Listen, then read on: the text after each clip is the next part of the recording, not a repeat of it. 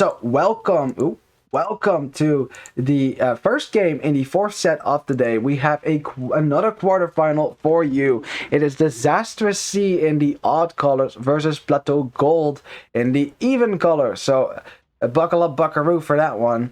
Let me introduce the players first. We'll just start with blue because that's player one. Easy. We have Frank Ahmed playing as the Ethiopians' Great Civilization. We got Herno playing as the Teutons. I like that. We got War Machine playing as in the teal as the Persians. I like that. And then here Alejo Kamet playing as the Mayans in the gray. On the other side, Samuel V playing as the or Uno V or 1V playing as the Japanese in the orange. Risky pick, but might work out. We'll see. We got Falco playing as the Berbers in the purple. In the yellow, we have Leona playing as the Khmer. Ooh, interesting. And then Fletch here going for Vikings in the red. But also some pretty decent wood lines right there. Nice and forward, makes it easy to wall stuff. So let's go. So, are there civilizations that are kind of weird and standing out to me? I mean, I would have used Teutons on any of the other maps that are in the map draft because Teutons have one problem, it's speed and mobility. So you have to be able to force fights. Something that is easier to do on a map like Kanagawa or Uyuni, which is the other two maps in the map draft, where you can force fights around the gold. You know, those are places that of the map where you can be sure, right, that your opponent will fight you, and it doesn't have to be in their own base, right? Because now, with Teutons, like a civilization like Khmer or like Berbers can just run circles around you and not care, it's just run away from you all the time. But what you'll have to do here is get your knights into someone's base, a place where purple will have to take a fight, which is when the extra melee armor on knights comes in, and any unit comes in handy starting in Castle Age, of course.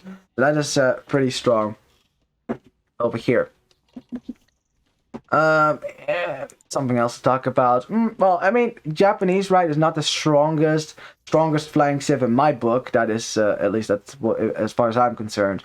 Because they don't really have any strong bonuses related to archers directly. Like their early wood saving bonus on lumber camps and mills is nice. That's nice and all, but it's not like Ethiopians firing faster with their archers. That's a much stronger archer bonus. So I wouldn't say Japanese are the most OP archer civ, but they're flexible. And their halberdiers are no joke. They're no joke whatsoever. I mean, even Bohemian halberdiers are not as strong as Japanese halberdiers. And last, Khmer, right? Not because Khmer has a bad civ, they're a really good eco civ, but they lack in heavy cavalry in the end game, which means they don't get paladin, and if you go for heavy elephant, that is not very mobile.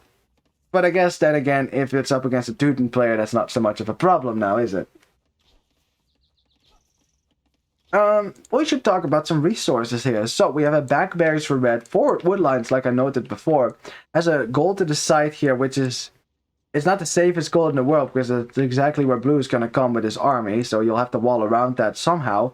Has another gold in front of that, so this is a pretty important region for red. And then his third gold is right behind that as well, so it's gold in a line right there on the right side of his base. Has to find a way to secure at least one of these, because it's going to be easier for blue to deny all gold. For blue though, his golds are also kind of to the back here. We have a back gold, main gold here, but quite next to an open terrain. There's a little hill here as well. He walls to the left of it, it's fine. Has another gold on a hill in the back of his base, and another gold forward between 2 wood lines. Not really a gold you want to go for early on. I think he will probably go for his main gold, but I'll have to secure it somehow. Backberries, that's fine. And for Gray, as Gray is being chased by the scout from Orange, and Orange, ooh, don't lose your scout. No, he's paying attention. He's gonna run away. That means the eagle must have taken some damage somewhere else, maybe trying to fight a villager, maybe eating some TC fire, because a scout in Dark Age cannot beat an eagle scout. So, anyways, as for the resources, it has a forward gold here for Gray, which he's using as part of its wall, so that doesn't look like the gold he will take. And if it is the gold he will take, then that's not really nicely walled, because, again, that's easily rangeable by archers, of course. Has a gold in the back on a hill, yeah, and quite in the open. It's quite open on the front of Gray's base, on the right side, actually, so that's gonna be risky. I don't think you can really, yeah, you can't afford to wall this much. That's crazy. So that's not going to happen. Has another forward gold on the top of a hill, which is better than at the bottom of a hill, I guess. But you can't DC that ever, so you have to castle that. So this is not a gold we can feasibly take early on. And last there for Orange, who is already walling up the front of his base. I kind of like that, you know, making sure that you're safe on that side. His berries are right behind that as well, so that's good as well. And then his golds. There's one forward gold out in the open. I'll probably go for his back gold, which is his main gold. There's a hill right next to it, but of course, if you wall there, it's relatively safe unless, of course, your opponents run around. Has a gold in the back next to a hill as well. You know, it's nicely spread out, so at least you have some options. You have some options at least to go for different golds. So far for the resources at least. So I'm just looking on the right over here. I'm not seeing anyone make any militias, right? I don't think anyone's going to go fast castle. That would be crazy to me. I think most teams, like some teams tried it at the start of the tournament, but I don't think anyone is still really trying that. As Green is trying to keep this open, and actually managed militia at least, or at least one militia from Blue. He's not making any more then, is he? Is there more? Just one militia. Well, the wall's still open for now, at least there's that.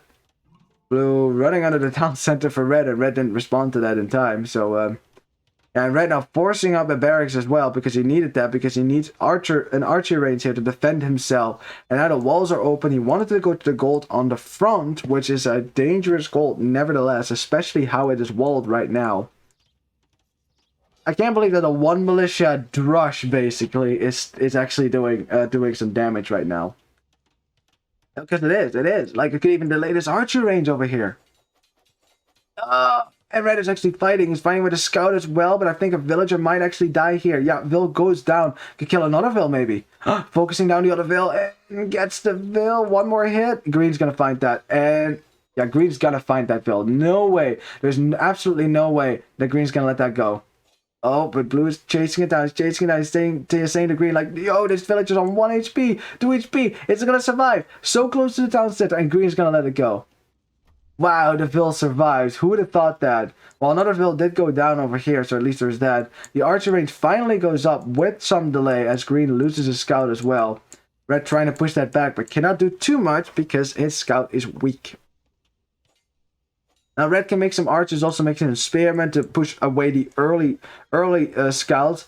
But until that only works as long as the archers from Blue don't make it. And Blue already has 2 archer ranges up, and his gold is safe behind it. I like that. The wall was a bit weird early on, but now this is good. Look, it's around the gold, strong buildings, houses that will not be able to, you won't be able to break through that easily. As Green runs away from the spearman, and Red is trying to go for this back gold now. Has gotten the wall up over here.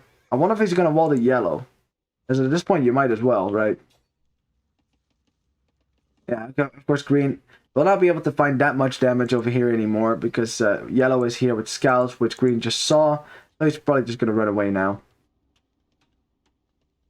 Although Red walled that up, so well, at least Green can maybe get a Vil. Now she's going to escape into the DC. As Green expecting this, oh, he's expecting Blue's arrival as well, and he wants Blue to be able to break through here. And it's so close. It's so close. Oh, but Yellow coming from the other side. This is important. Blue's archers are out of position. Green cannot help. His scouts are on the wrong side of the wall. And Blue is going to lose these early archers. Really nice snipe there for Yellow. That's exactly what he needed to do. And now Yellow's just going to be let inside. And Green will have to run away. He's trying to run away through the hole, but losing more scouts in the meantime. That was probably not what Green was expecting there.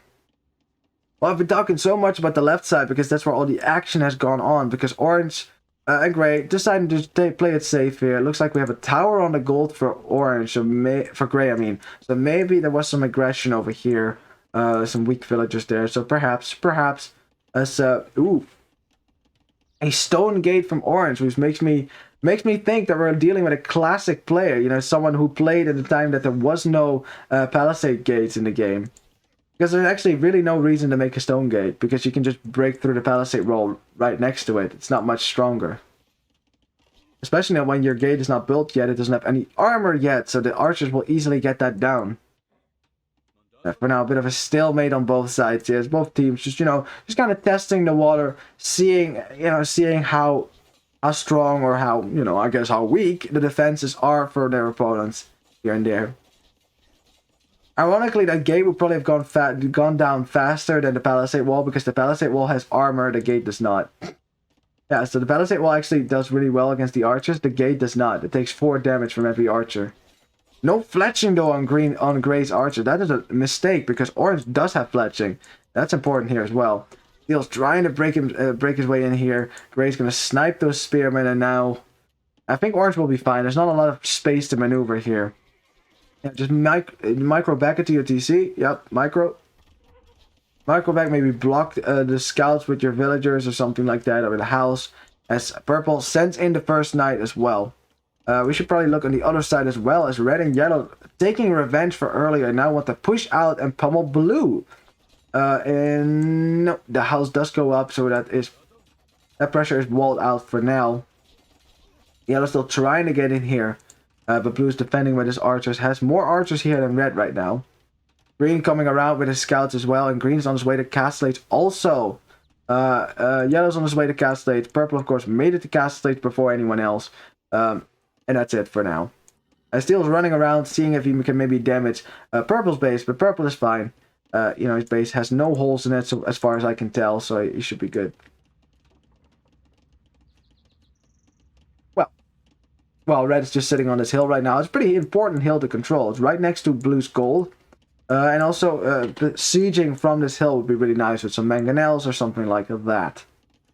As blue and green actually thinking about just moving out. They could actually catch this army of guard outflanking it from the left, maybe. In the meantime, though, yellow. Ooh, yellow trying to find damage. Is that a hole? Is that a hole? No. Whoa, that was close. That was so close. These are scouts with upgrades, bloodlines, armor. Of course, they can just run around. Uh-oh. Green is going for the greedy walls. The greedy walls. And he's gonna pay for that now. He's going to pay the price for that because the walls weren't up because they were so big, and yellow is paying attention here. Gets that, and now you have scouts with upgrades in your base. Green's not going to be happy with that, especially because his scouts are forward. He's sending them back now, but it's going to take a while for them to get back. Honestly, at this point, just keep him there. Try to get at the Castle Age, which he is right now, and then just drop walling your villagers for one. Oh god, green gets pushed off of his gold here. Disaster for him, right when he wanted to go up the Castle Age, as he deletes a lumber camp to drop a town center right there, trying to save his villagers a little bit. Now this has already been a very successful scout rush for yellow here. I do like the commitment though from green to not send your units back, because otherwise red can easily push his army away by himself. And now red, while he's going up the Castle Age, has to defend himself. His archers are on the other side of his wall, and he is all pushed off of his gold once more here. A gold that wasn't very safe to begin with anyways, because it was still open in the back. So yeah, that's good. That's pretty good here. First knights from yellow making their way over here. They're only +1 so far, so archers do still do 2 damage if they have fletching. This is fine. This is okay. They can micro this away. There we go. And also finding these archers might be a good idea as well. If red shows his archers here, green could pounce on that. Green probably distracted by what's going on in his own base. Okay, green, they decide to run away. They see red is in the Castle Age, so they don't want to fight crossbows. They don't want to take that risk. On the other side, though, we have orange and purple trying to break into gray's base, who has been house rolling like a maniac here. As steel gets into the archers from orange, kills all the archers before orange has even clicked the crossbow upgrade, and all the archers go down. Purple's knights go down. Very solid defense there from Desastres before orange and purple could do too much damage. Now orange will get his upgrades now, but it's unfortunately a bit too late for those archers in the front of his base. Going on over here. Ooh, red on a lumber camp that was outside of the walls because he didn't wall the left side. So the scouts still finding some value here. Like at this point, the scouts have outlived their usefulness, right? They have some extra melee armor, so they do quite okay against knights compared to other scouts, but still too low of a base attack. They can't break the armor for knights, especially not when +2 comes in. Yeah, green can just roam around here trying to find some kills elsewhere. And red, for now, I mean, he dropped the town center on the gold. I like that. You know, securing your gold is really important here. Gray and teal, though, making their way forward to purple, to orange's base. Purple, the first one to notice that Vanguard is pushed away by that action here. And orange also has to come and help. Has stonewalled his base a lot as well. Well, that will definitely keep out gray and teal for a bit longer. They notice that now, but they'll probably look for a way in elsewhere, as there's still a hole right there, so teal and gray could still make their way into the base of their opponents that way. I guess a spearman for red going down finally, as more stone gates. Everyone likes to use stone gates here. It's interesting. You know, anyone tell me the logic of upgrading archers into crossbows? Like, isn't using a crossbow way easier than using a bow and arrow?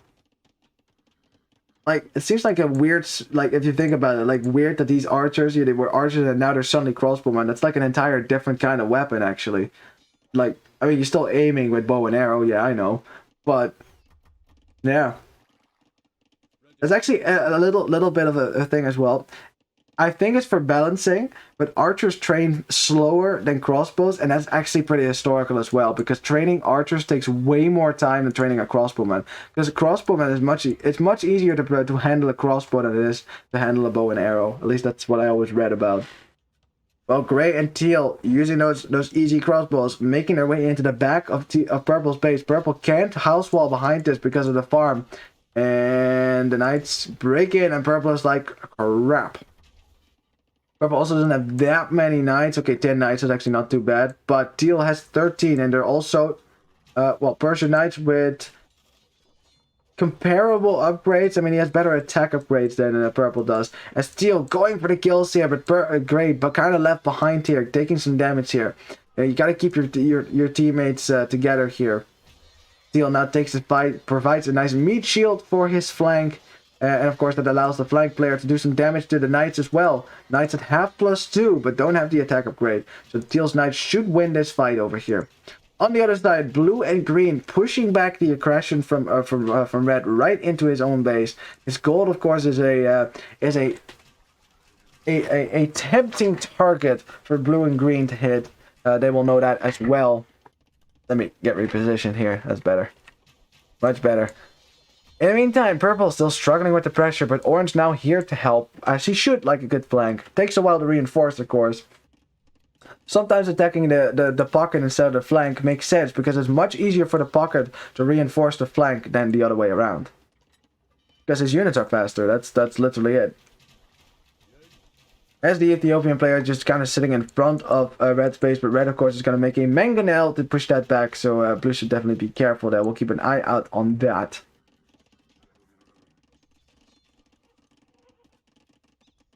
Oops.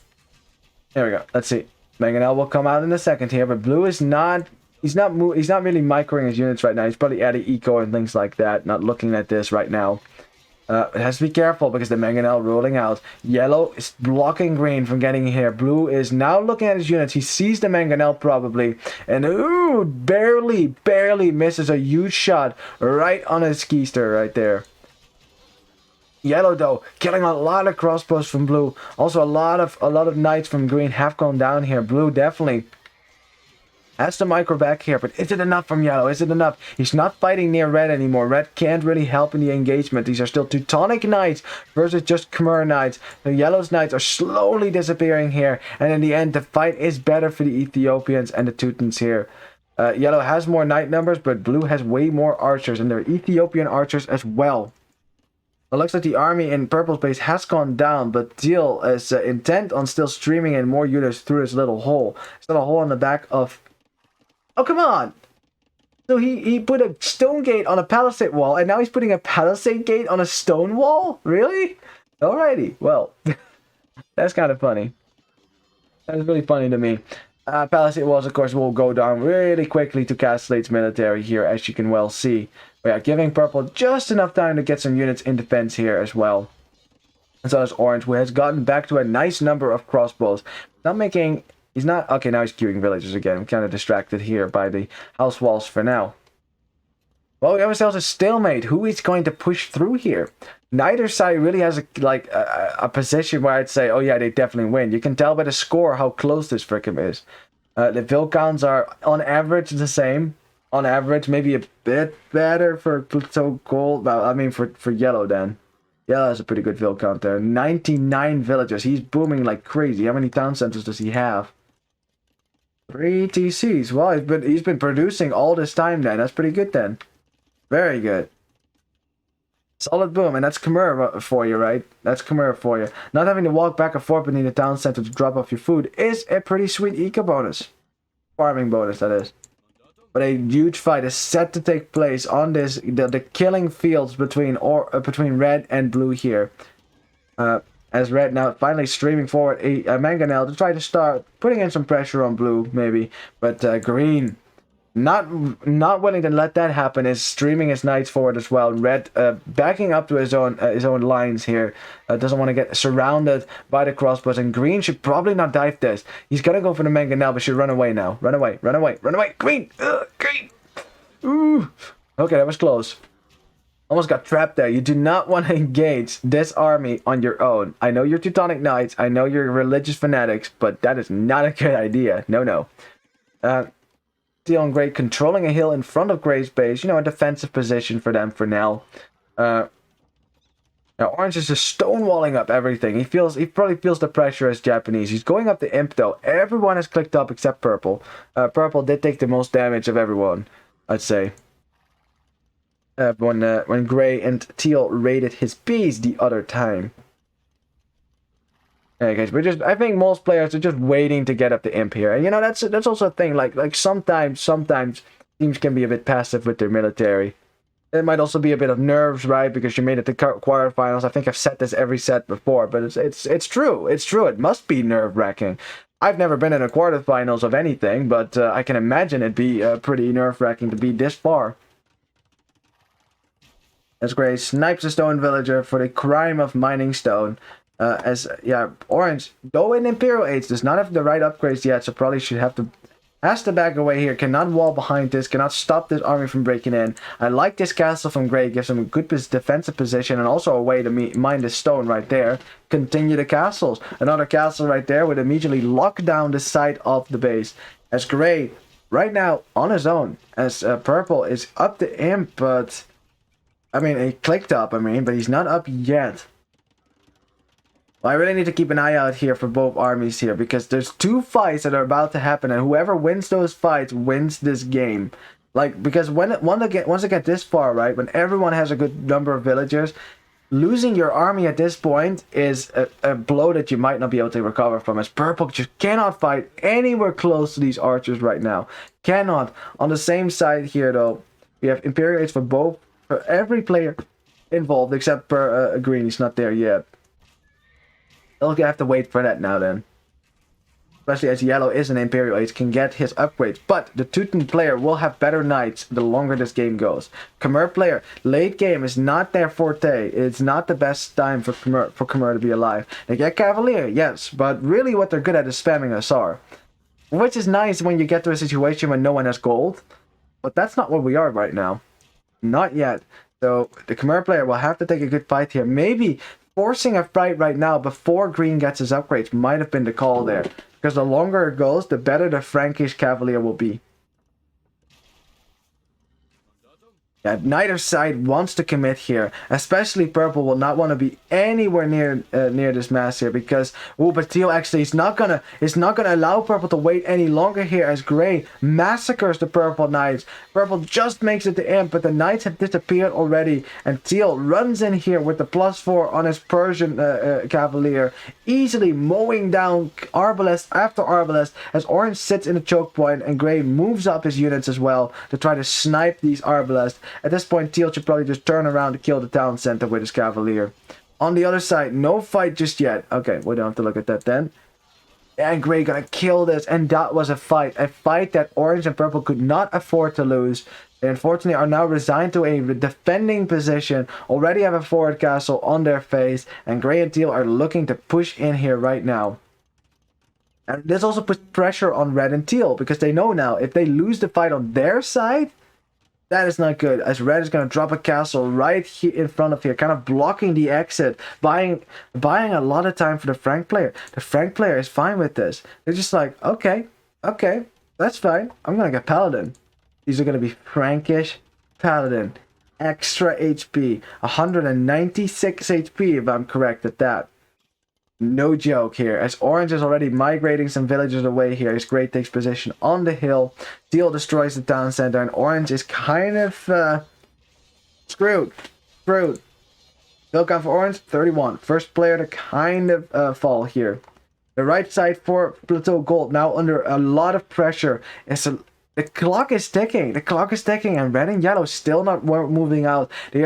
They want to be so cautious about this. They want to get as much military out as they can.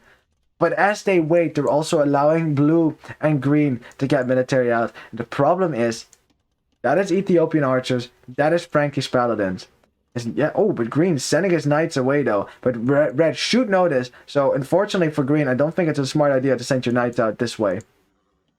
Unless it draws yellow in. Because you're leaving blue in a vulnerable position now. But if these paladins make it into the Khmer economy, there's no walls whatsoever. These paladins could wreck. No, green, commit! Because it's gonna send yellow right back into his economy to defend you, and you have Frankish paladins. Imagine the massacre it would have caused right here. Look how many villagers are just exposed right there.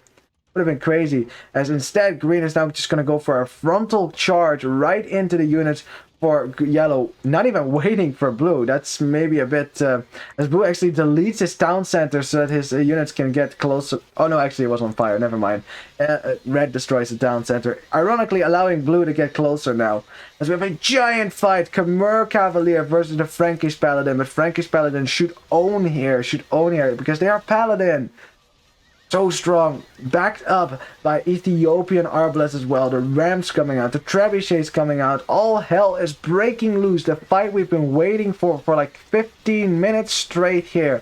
As Yellow's Cavaliers have disappeared and Red is now under siege as well. Look at the difference. Look at that. Khmer late game just cannot compete with Paladin.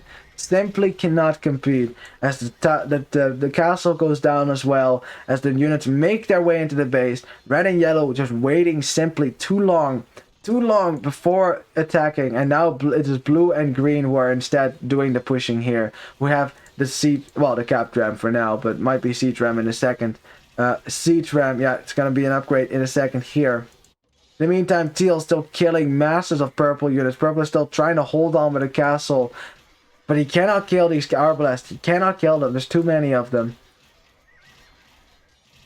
Too many. Gray taking over Orange's base as well. Blue and green now finally pushing into Red's base. Red is trying to hold on desperately. Yellow is trying to send in more units. Trying to chase the raids from the Paladins right now. But the situation is looking dire. When your team is being pushed on both sides, that is not a good sign. That is a sign of a losing situation, and I think we have to call the GG here in a second. As both red and yellow are going to get under fire here, will not be able to compete with the late game army on the field. And yes, the GG is called. What a swing, what a battle here between great armies. It was a bit passive, right? Because both sides were just building up troops and neither side wanted to commit to a fight. But man, did we get a fight at the end here. Did we get a giant fight at the end. And Frankish Paladin shining through like I thought they would. GG. Alright, let me update the scoreboard and we can have a look at the statistics. I mean, I don't really want to talk too long about what went wrong here like I just said, right? It's just, if you are Vikings and the yellow Khmer, your window of opportunity is early Imperial Age. It's not late Imp with Khmer, unless you, I guess, have trade and can spam paladins spam elephants forever, maybe.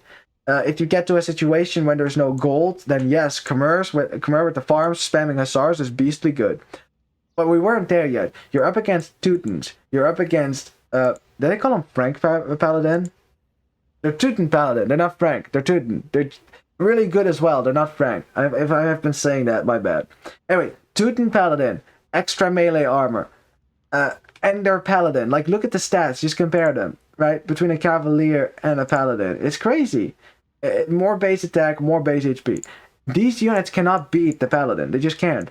And then you're up at Vikings, which are played as an archer civ, but don't actually get an archer bonus. They don't. Why they're a good archer civ is because they have such a great economy. They can get to imp and arbalest fast, strike with early imp.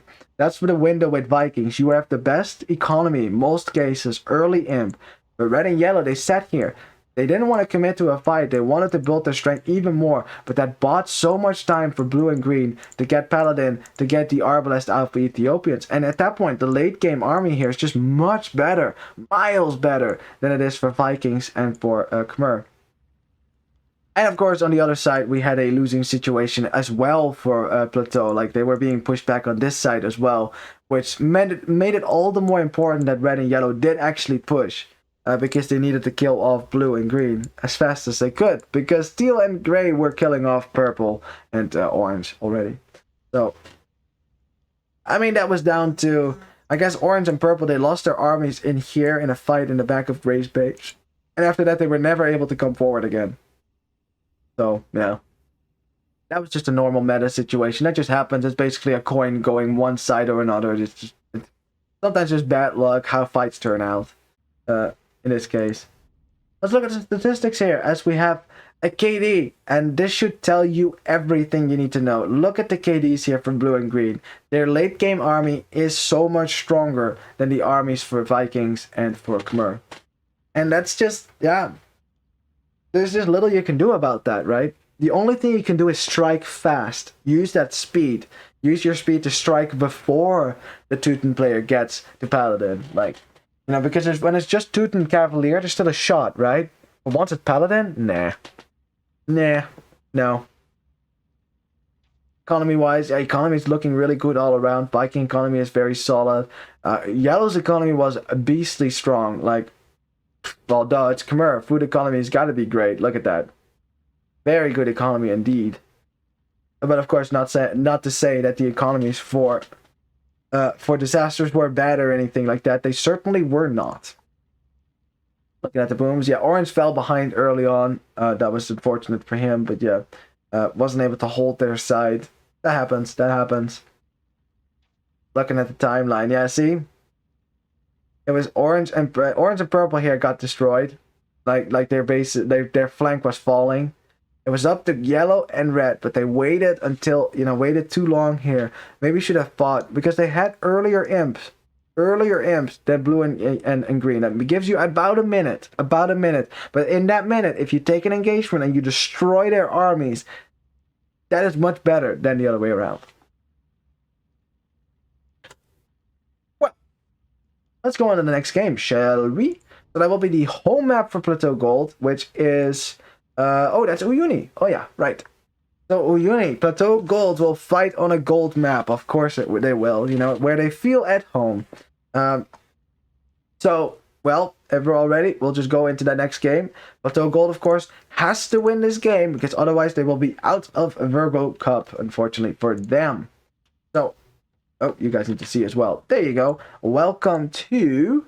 Uyuni, the second game in the fourth set of the day. Plateau Gold's home map. They will try to go for a reverse sweep here, as I just said. And let's introduce the home team first, shall we? In the orange, we have Samuel playing as the Vietnamese. Interesting. We have Falco playing as the Slavs. I like that with the farms. In the yellow, we have Leona playing as the Cumans. Very good. And in the red, we have Saracens for Fletch. I love Saracens nowadays in team games. They're just so good. Which is weird, but they're good. I think the market bonus really helps if you know how to use it. Then in the gray we have Aleco Camet playing as the Portuguese. In the teal we have War Machine playing as the Burgundians. Great economy as well. Then over here in the green we have Hanno playing as the Sicilians. And last we have Francamet playing as the Koreans. Good stuff. Right, so let me just briefly explain, the map. Although I'm really just explaining it for people on YouTube, the 5 viewers I have. Kappa. Nah, I'm just kidding. Oh yeah, by the way, I am uploading more YouTube videos, pretty much daily now. Like as soon as YouTube finally gets them rendered and uploaded, because that takes a long time actually, uploading videos on YouTube. My God, never knew. But yeah, I'm just rolling them out. Should be a few that get published today as well. You know, are scheduled to be published, so you can check that out. I have a link, I have a YouTube command, so you can get the link if you don't know how to get to the channel. And of course, if you want to, you know, you can go there to rewatch your glorious victories or glorious defeats, either way, whatever floats your boat. Any case, little public service announcement. Let's get back into the game here. So, Uyuni, as I said, is all about the gold in the middle. Just like you saw in the last set, it is going to be no different here. All the extra gold in the desert with the correct terrain. Correct terrain, of course, makes your buildings weaker versus... It's either just melee attack or all enemy military attack, which means it means your castles, town centers, anything else go down faster, making it a risk to come out of here as well too. But you come out here, you have to anyways, because that's where the extra golds are, and cactuses. Now, if you want to build castles, you have to mine stone. Stones are only found in the ring around Uyuni's desert. So yeah, if you want stone, you have to go out here. There is no stone in players' home bases, so no stone for walls, no stones for castles. You have to take a risk to get the stone. Hang on. There we go. Something in the back of my throat again. That happened earlier too. This time I got it before it made me choke. That's always, yeah, like that's like the worst thing to happen when you're casting, man. Getting hiccups or things like that, which is just peachy, you know, just awesome. Yeah, there's some wood sprung around the map as well. Some deer here and there, some relics, you know, the normal stuff. The rest of your resources are quite standard as well, so it's not like anything out of the ordinary like some of the other maps, but nevertheless, you have to play the objective, of course. You have to get out to the gold at some point, because if you get pushed off of that gold, that's pretty much game over in the late game, that's for sure. Yeah, there's a lot of map control to fight over here. It's not like you can get a castle up right there and like, oh, I control all the gold now. And I've never seen it where a team manages to get castles up all along the ring and deny the gold for the entire opposing team. That has never happened in my experience, so my limited experience, but nevertheless. I mean, that would be completely insane if you got castles up, like say red got a castle up here, yellow got a castle up here, purple got a castle up here, and then orange got a castle up right there, denying the gold on all fronts from Blue's team. I mean, I guess if you have so much military control that you can do that, that's definitely the way to keep your opponents from ever getting to the gold. That's why this hill is really nice. That's why picking a civ like Tatars can be good on this map. Because of the hill, you know, but you know, Tatars are kind of cursed. Ooh, Lord Roderick says, we played Uyuni, we were losing, but got the gold and come back. Yep, and that's also a thing. If you, you know, even if you are losing ground, as long as you have gold control of any kind, there's always hope. Like, I've seen players that, like on normal Gold Rush 1v1, where they lose their entire home base, but because they had the gold, they could just keep spamming gold units and buy resources. Like a civ like Aztecs can always come back as long as they have gold in the middle. If they lose gold, then yeah, it's pretty difficult. But as long as they have gold, they're fine. Alright, well, players will probably go up to the feudal age sooner rather than later. I'm also scanning on the right, seeing if people are making militia or anything like that, although I don't think so. I think people are just gonna wall, gonna play defensive here, maybe take some deer here, like that, you know, some extra food, why not? Scout around your opponent as good as you can. As, well, this villager has loom, so this scout cannot kill a villager, even if it gets to feudal age. So we're all good here. We're just, it's kind of like a casual start, you know, slowly warming up here for both players. Of course, the nerves will be higher for Plateau Gold, of course, because they are down one game and they will definitely want to beat their opponents on this home map here. Which, you know, they should be able to do it. You know, they should be able to do it. I've seen both these teams play. I know that this is going to be a heated contest, and not just because it's in a desert. No. This is going to be hot fighting anyways. Could have been on Patagonia, could have been on Iceberg with all the snow, and it would have been hot in any case. Yeah. Now, we'll probably see a scout opening from the pocket players. I mean, yeah, well, on a map like this, right, there's some maps where the meta is not really opening with scouts and archers like normal, but this is, because of the position from the players, it's still kind of Patagonia-like, at least enough like that. So yeah, we're going to see a normal meta opening, I presume, from the players here, as they'll run across with their scouts to try to snipe fills here and there. If someone was... if someone didn't get Loom, and Blue actually did not have Loom, gets it now though. That's good that he didn't forget that, because that is risky. That's playing with fire right there. You're asking for it if you forget Loom while going up, or even worse, if you skimp on it because you're like, I don't need it. My friend, you do. You do need Loom. You definitely do. For one, your villagers need clothes. So yeah, well, red is gonna get pushed back now. Everyone's in feudal age. Everyone's gonna get their upgrades, things like that. Get the units out. Probably just start with archers again, and most of the fighting will, of course, happen around the flanks, around the edges of the map, where, you know, between the two flanks here, as is usually the case, because they're the closest by. It's actually funny, like most team games that I ever played, like it might just be because I started out at a lower level. In most cases, the pockets would just attack each other here, as red is going to lose a villager there. Very nice snipe there for teal and gray is just going to lose a runaway there. Good. And also making sure the blacksmith doesn't go up. Very good. But yeah, like I would, you know, as a pocket, I would send my scouts to the opposing pocket and try to snipe villagers. Like, I never really joined up with my archer player. Now, I was also playing with random, so that doesn't help either. But yeah, it's funny, in Virgo Cup, like, everyone plays that same meta, you know, where you keep your armies together, which is the best way to play, honestly. Unless, because you get really lucky and find your way in someone's base and kill a lot of fills. Also, at a lower level, lots of people still try to go fast castle as the pocket, because they want to get to knights fast.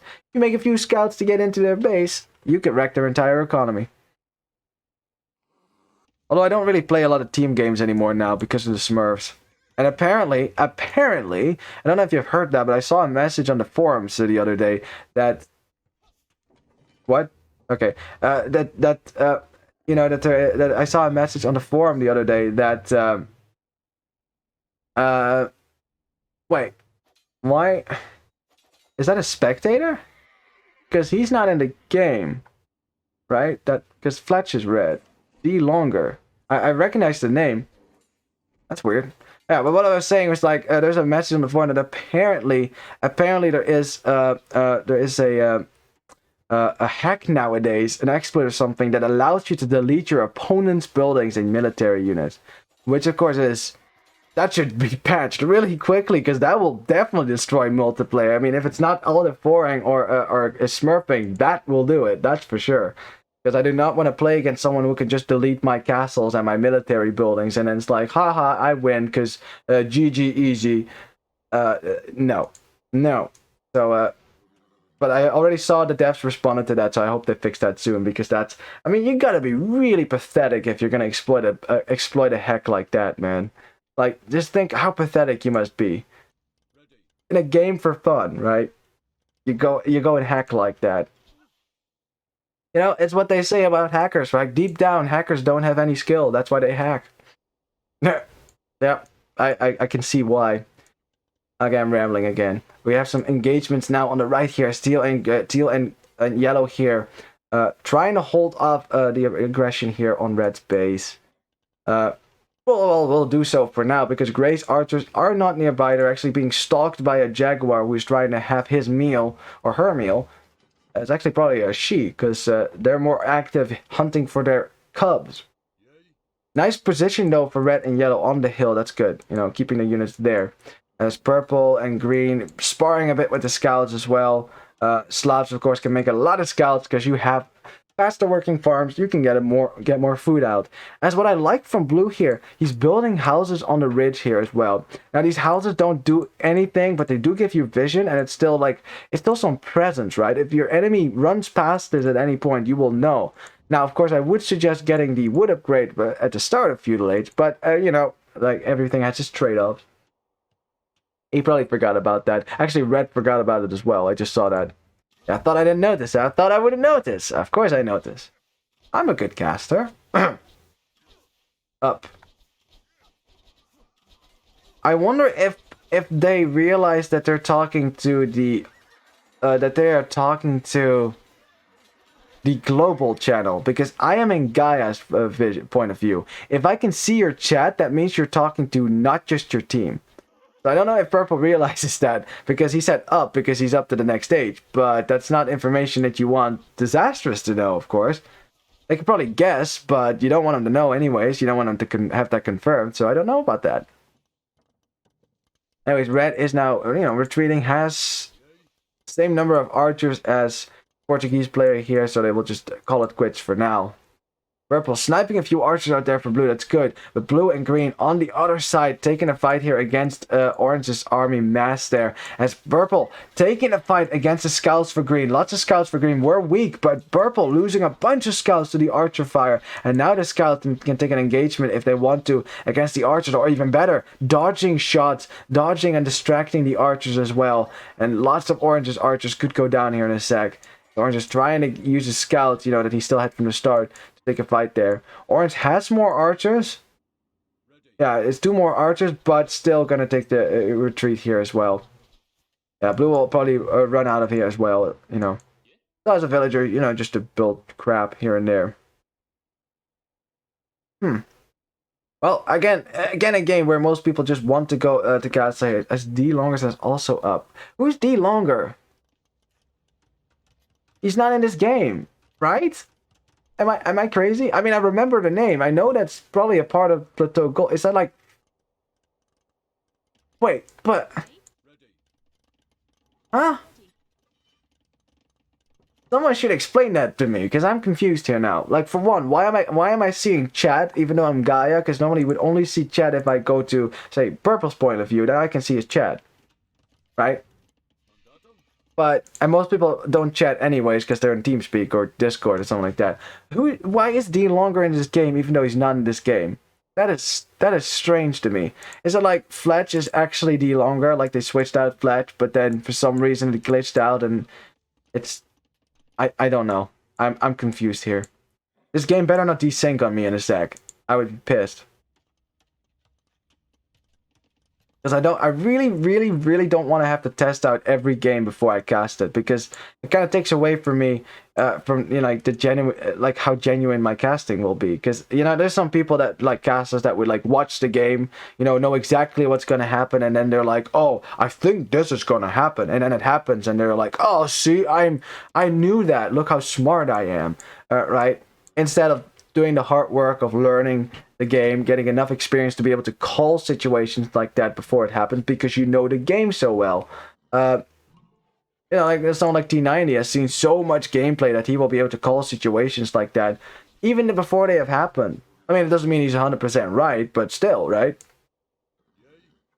But yeah, that's also why I don't want to watch the games before. Now, I think that red, I guess, is D Longer, who I think is part of Plateau Gold, but for some reason he shows up as Fletch to me, which is kind of weird.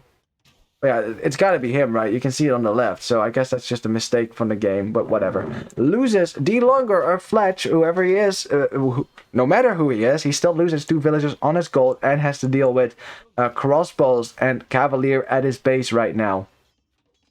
And red does not have the biggest army number, of course.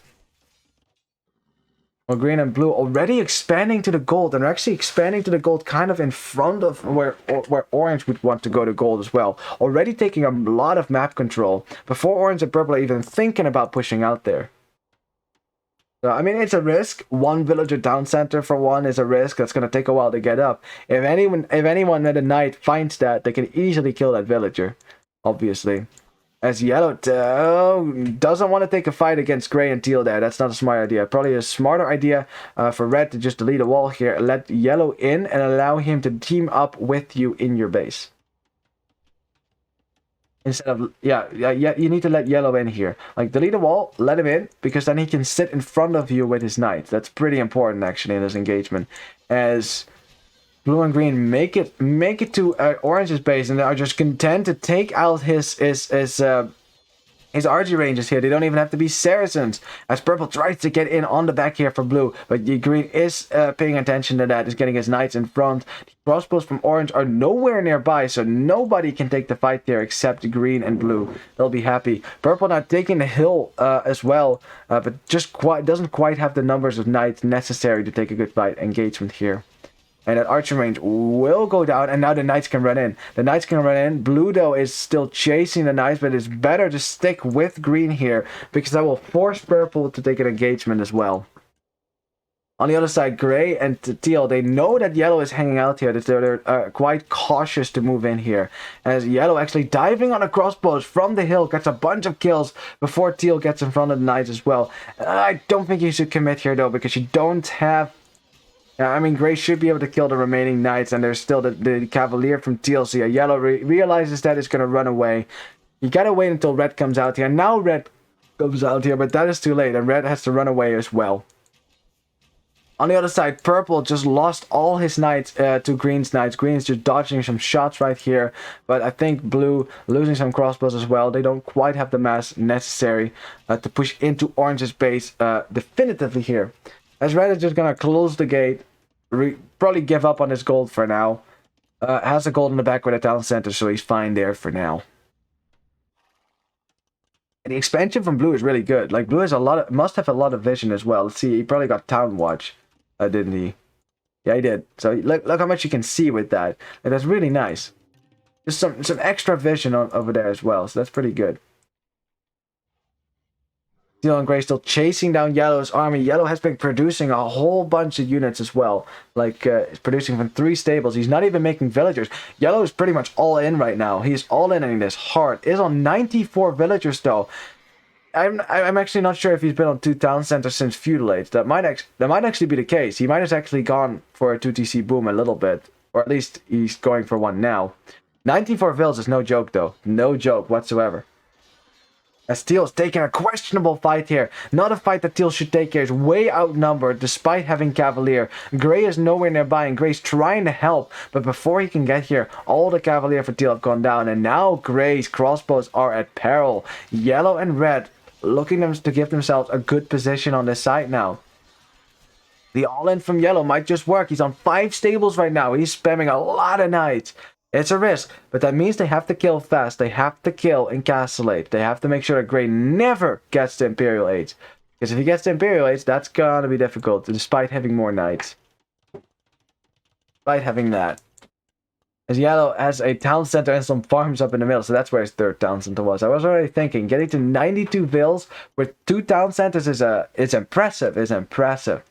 But green is at 92 vills as well. As purple is trying to raid blue's town center, blue now aware of that. You know, purple's like, okay, we'll just take the fight there. But green has knights enough. You know, less knights than purple, but enough knights that if they're fighting under a town center, that's not a good fight for purple. So purple will back up here. That they're backing up to the stone. Try to get some gold position, but if you can see the position, you know, the gold positioning for Plateau Gold is not... I mean, they don't have quite half the map there. They have a little bit less, like a 1/3 of the gold of the circle. As Teal sending in his cavaliers back home, he is aware that that yellow is probably on the prowl here, but looking for a way into their bases as well. These are still cavalier. They have better attack than the knights from Cumans, but that's the only difference. Human player has way more numbers though. Gray is... Well, he doesn't really have an army right now, because Gray lost his crossbows, right? As there is a hole in the back of Teal's base. The knights make it into his base. Teal's trying to run away with the villagers. He's going to take a few losses here and there. Probably wants to go for the town centers, but he's being chased by the cavaliers. And if yellow commits to this, though, the cavaliers are going to get a bunch of kills. Okay, yellow now stops attacking the town centers. Attacking Teal in the meantime here. Who is it going to be better for, though? 2 town centers firing away on the knights. Definitely chipping away at the armor. I see way more Teal on the map right now. And yellow, who had the army lead, is losing his knights right now to the defense from the war machine here. And now his knights also aren't in support of red, who could have ran in here, right? And wrecked gray. And gray's going to live now. Teal's going to be able to send his knights right back. And losing knights when you're all in is a risk. It's a big risk.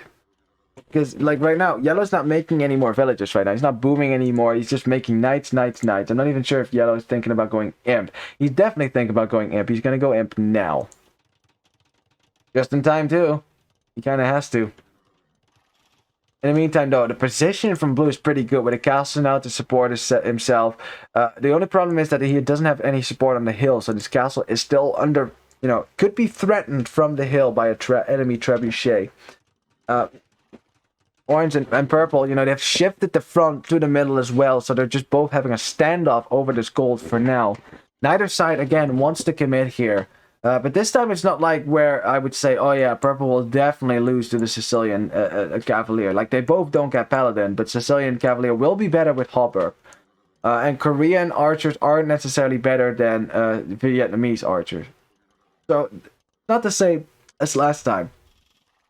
Purple, though, actually going for a raid here, trying to get this down center down. Look how fast this DC goes down. Do you see that? You see that? That's 2 hits. Already down 500 HP. That's how fast that goes. On cracked terrain, man. It's no joke. It's no joke. Teal trying to find a way into Red's base. Red has a good number of crossbows, though. He's up to Imp. He's up to Imp. Does not want to lose his mess, but look at that giant army from Yellow. Yellow with the Cuban bow. You know, Cumans. Spamming and spamming. He's hunting down this crossbow army for Gray.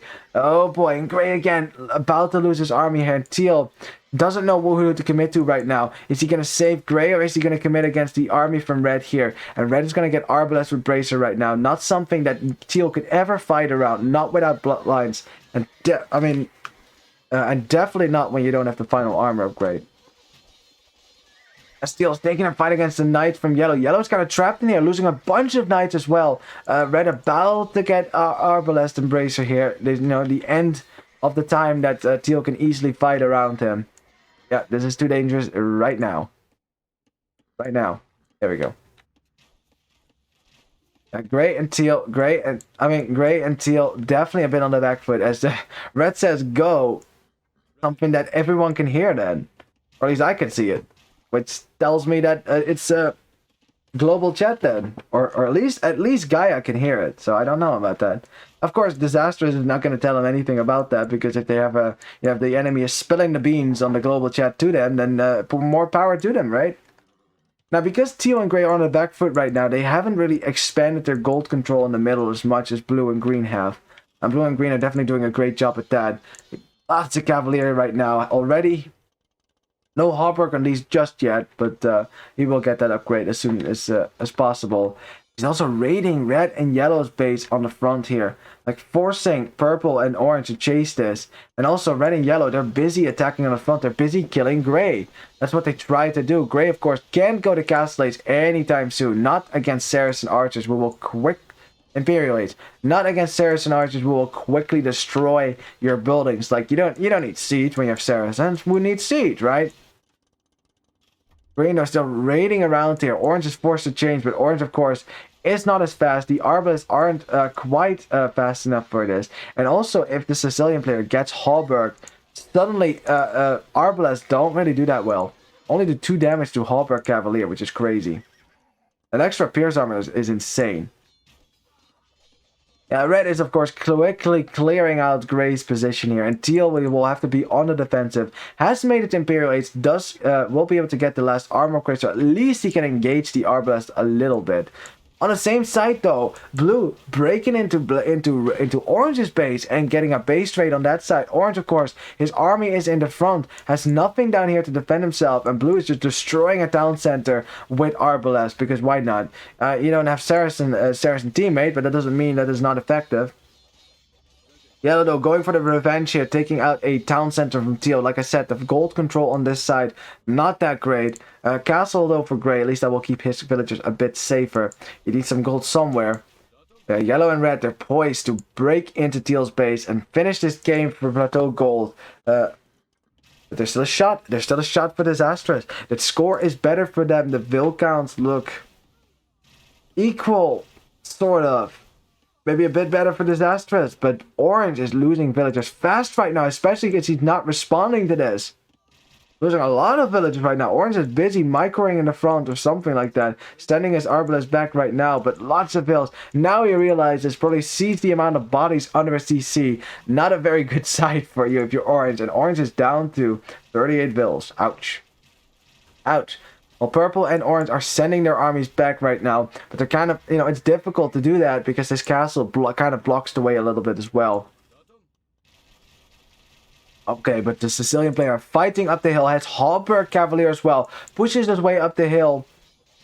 And here we have a fight. Or blue is not here to help, but the Hallberg Cavalier will be able to survive and withstand the pressure from the arbalest.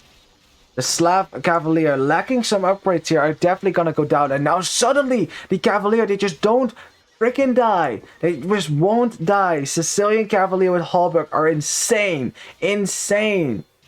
They're going to encircle this army as well. And orange is arbalest, the only army he had on the field right now. Not going to live. They're not going to be able to get away from this.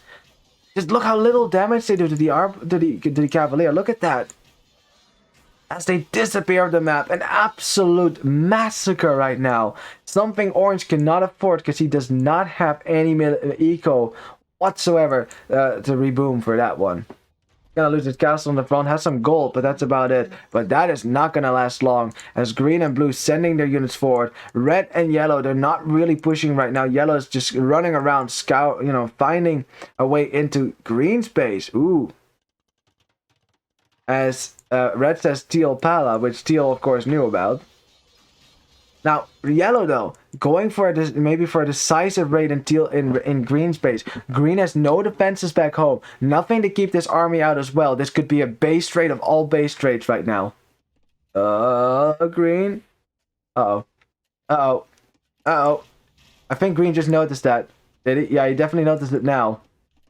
But he is going to take some losses here, man. He's going to take a lot of losses when a Cuban player comes in. He's also queuing Paladin. It's behind the Cavalier. I should probably prioritize that right now, especially when you're up against Sicilian Hallberg Cavalier. But the Sicilian Cavalier, they're still too far away to really effectively come to the end. Actually, he's not sending his Cavalier that way at all. Instead, because he knows that Yellow's army is now in his base, he's like, okay, you raid me, I raid you. So that's exactly what he's going to do, isn't he? He's going to take out Yellow's bases on gold. And more importantly, because Yellow needs this. He needs this gold, right, in order to spam more Cavaliers. Blue, in the meantime, just slowly, casually pushing back the gold position. And they know if they can push the Plateau gold completely off of their gold, you know, they'd be nerfed. They'd be nerfed. But at what cost? At what cost? Because green is going to take a giant beating here. He has 114 villagers now, but that's not going to last long. That is a lot of vills that are about to go down because no one is addressing this raid so far. I guess gray maybe if he gets the imp. Yeah, he got the imp. Maybe he can send some units back. Yeah, yellow's taking tremendous losses, but teal here with the paladin to come to the aid. Paladin upgrade not in for yellow because he queued it behind another unit. There were like 2 cavaliers in front of that. Only now the upgrade is coming in. Now you don't have paladin, and now you have to run away from a stronger unit as well. Yeah, yellow. He's gonna. I guess he's gonna commit to this. He's trying to get this town center down as well, but teal now is surrounding his cavaliers with the paladin. The paladin upgrade not in for yellow. Yellow losing a lot of units here. He's trying to get this town center down, but the villagers are running away, and Herno is okay. He's fine with losing a bunch of villagers here. But the army for yellow going down here, is this a loss they can afford? As teal just massacres the cavalier before the paladin upgrades comes in. Yellow has been pushed off of gold as well. Does he have the gold to make much more? He does not. Only 268 gold. This is the entire army that's now paladin. As yeah, teal sending in some hussars, of course, starting the raid as well. Green has been running around here, has been rebuffed right now by purple's Slav Cavalier for now, but that's not something that's gonna last too long here. I mean, green's economy is a mess, right? Green's economy is an absolute wreck right now. There's even still some paladins in there. Paladins that could still kill like dozens of villagers here. Herno is down to 65 villagers. He definitely took a beating there, but he's alive. He is alive for now. The army for yellow, though, not so much. And also, the gold control for yellow, not so much. Like, they are trying to get back on land here, but they've been completely cleared out here. And without gold, what do you do? What do you do without gold? How can you make more units, gold units, to compete with the armies from green and from blue, from teal and from gray? Teal Teal lost all his hussars in the front of red space, but none of the players from Plateau, all of them have been pushed off for gold. Only yellow is taking some gold, and if Teal actually notices, and he notices that, just as I say that, sees the gold, makes short work of that as well, deals with the paladins on the other side. They might be cumin paladins, they're better than Burgundian paladins, but that doesn't mean that they will win this, as Gray's still not getting arbalest. Why are we not getting arbalest? You have crossbows. Dude. Red's actually taking gold right here. That's how bad it is. And that's how bad the gold control. In the meantime, Purple is still trying to defend his base, but he cannot stop the trebuchets rolling forward and destroying his stables from the hill. Green keeps his knights close by as well. Purple probably wants to go behind and maybe snipe the trebuchets, but I don't think he can do it. He can maybe pick up some reinforcement. That's it. This is the final fight for Purple. If he cannot kill the siege, his base will go down. If he cannot kill the arbalest, his base will go down. Some of the units not really attacking at the start here, as Blue tries to make his way back up to the hill. Green engages with the Cavalier. Lots of Purple's Cavaliers are distracted on the left here, as Blue still gets the kills with his arbalest. And is this the end? Is this the end for Plateau Gold as they go down in a blaze of glory? And yes, indeed it is. The GG is called. Plateau Gold taps out after what has been an explosive set between the two. But Disastrous C just proving too strong to beat. Good luck next. Awesome. Very good. You know, good sportsmanship right there. That's also what I'm looking for as well. GG. What a great game. This was a good one. But in the end, I think Yellow losing his army there just wasn't worth it. Especially, actually, just the not having Paladin was huge there, because suddenly Teal's Paladins were way stronger than the Cavalier. Way stronger. More attack, more HP. And that definitely didn't help there. And it looked good too. Like red and yellow, like actually pushed in here. Actually had a great position there on Teal, but they didn't push into Teal's base. Like I don't know why they were going for gold first. Maybe I don't know what the delay was, but in the end, Teal was totally fine. Was able to get the Paladin and Imp himself. Even Gray got up to the next stage. Even so. And it doesn't stop Blue and Green's impressive position on the left. Like, not something that Orange could stop. Not something that Purple could stop. Like, and they lost gold control. Like I said, like, Desastres played the objective. Exactly. Getting Plateau off of gold here immediately stopped the production from Plateau. They didn't have the gold to produce anything. They had to go into trash units, which is just... it's so difficult to come back on a map like this when there's so much gold on the map. Comebacks are possible here. Even if Green loses all his eco, right? Which he didn't even lose all his eco, but he lost a lot of it, right? It's okay. It's okay. He can be slung by his buddies, right? Who still have some food left. He can buy stuff with the gold in the middle. Yeah, well played by both teams, but in the end, Desastres, of course, does get that one. That's it, 2-0 now. Let me upgrade that score. Boom. Very well. Good job. Let's have a look at the statistics here. We want to look at some KDs. And yeah, Green with the Hallberg Cavaliers got a lot of kills. They're no joke. They are no joke. They definitely do really well against Arbalest. Something that Orange found out the hard way. That's for sure. You know, they want to fight against Cavalier from the Slav player and Arbalest from the Vietnamese player, and the by himself, right? And he still won that. Had good numbers, but still, I think that's only because of Hallberg. Because if he didn't have Hallberg, the Arbalest would completely destroy his numbers. And then by the time he maybe kills Purple, he doesn't have enough Cavalier to take out the Arbalest for Orange. That's how it usually goes. But Hallberg, man, it's just too much Pierce armor. 8 Pierce armor in total. Arbalest did 2 damage to that. That's crazy. Maybe we should nerf that. Maybe like make it 1 less Pierce armor so it's less OP, maybe, you know. Because it's basically a counter unit to archers now. Yeah, good KDs all around. Maybe not so much for Gray. His fights on that side were not really in his favor, definitely. Kind of like Orange, you know. They were in similar positions overall. For Purple, of course, being Slavs, you have an awkward transition either into siege and infantry, or you have to get castles up and go for boyars. Either way, you need something in the late game. Boyars would be pretty sweet though. Great economy there for Yellow. Definitely carrying his team a lot, like with a lot of insane productions. That was really good. The boom was insane as well.